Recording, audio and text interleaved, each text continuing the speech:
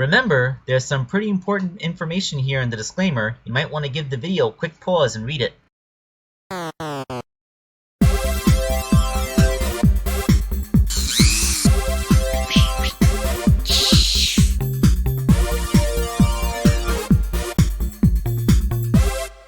Hello everybody, Wake Angel 2001 coming back at you with the last part of Albert's commission, Queen Aleena. Who are my Sonic Underground fans out there? Cause, yeah, we're doing this. Queen Aleena.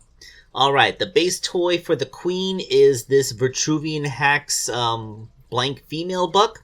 The same one that I used to make Crystal the Fox, except this one is all white.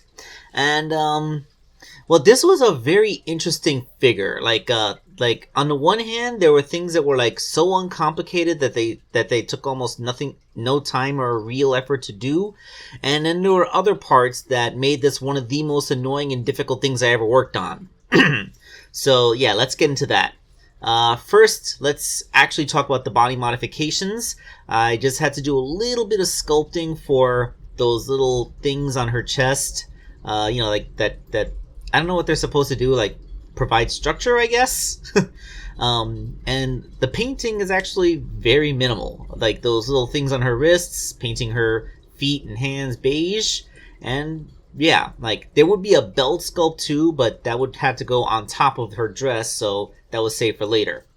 The head is 3D printed, and it was done in 3 parts. The long flowing hair that comes out the back was done in 2 pieces because it was too I couldn't find a single angle to print her head with the hair on that wouldn't destroy it with support media scars, so this is what I did, 2 pieces.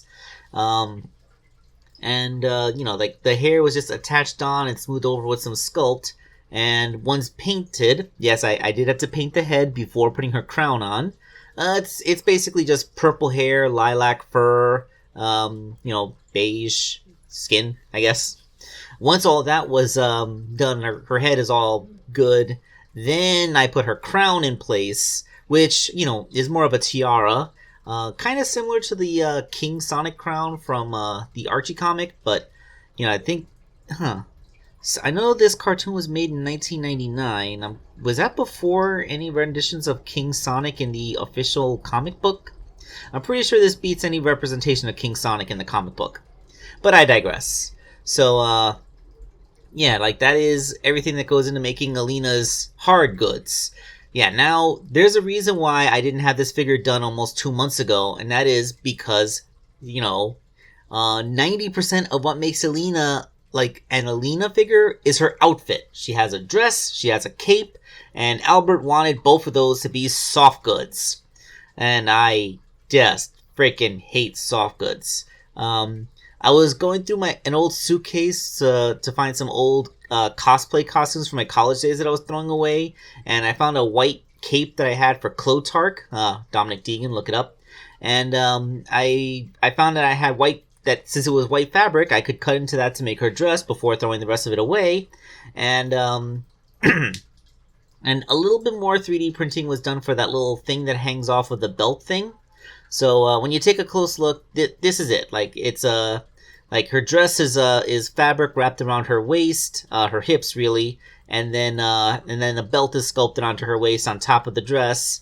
And I can use the this is where I do my familiar things and paint it. Yeah, seriously, super annoying. I hate every single part of this. I hate finding fabric. I hate cutting fabric. I hate wrapping it around a figure. I hate having to glue fabric onto plastic because, glue doesn't really want to work with fabric very well. I absolutely hate this part. And the cape is even worse because Albert did provide this beautiful gold fabric to make her cape out of, but it is very thin fabric and it frays so easily. So again, difficult to cut, the edges fray. To keep the fraying on the edges to the minimum, I use crazy glue to paint the border of it so that, the fibers are held in place by a thin layer of, glue plastic. And wrapping this thing around the figure's shoulders and gluing it in place, yes, a pain. And as you can see, this cape is much longer than the actual dress is. That's because Queen Aleena has a ridiculously long cape that drags behind her like a a train, like a wedding train. Because, you know, when you're a queen who's living on the run for over 10 years and you gotta be fast on your feet and able to stay ahead of you know, pursuing a dictator and his shock troops and bounty hunters and whatever. You know, the thing that you want is a really long flowing garment that drags along the ground behind you. That is just the smartest idea. Like, and you best pair that up with hair that goes all the way down to your ankles. Yeah, because we all know that that's never going to get tangled in anything. That's just how these things work. But yeah, like, now that the soft goods are finally out of the way, I can finally finish the Aleena figure. I just had to drill a hole in the head big enough that it fits over the Vitruvian hack figure's neck because, you know, Sonic figures don't really have that long a neck. Even though, like, aside from Sonic, Manic, and Sonya, the character designs in Sonic Underground weren't really very good at blending in with the Sonic style. I think that was actually one of the biggest criticisms against the show, is that anyone that wasn't Sonic, Manic, and Sonya just didn't look anything like a Sonic character should have. And like that, you know, that really did irritate a lot of people, myself included. But yeah, I digress. I'm not admonishing the show itself. I am talking about how much I hate making soft goods. So yeah, this is the last time you're ever going to see me make a figure that actually has a large amount of soft goods on it. So if anybody else ever wants me to make a figure that has a dress, you damn well better make sure that that dress is made first, because I'm not doing it. This is Wake Angel 2001 signing off. Oh, hey everybody, it's me, Sonic the Hedgehog. Just here to remind you that if you haven't already, make sure to hit that like button.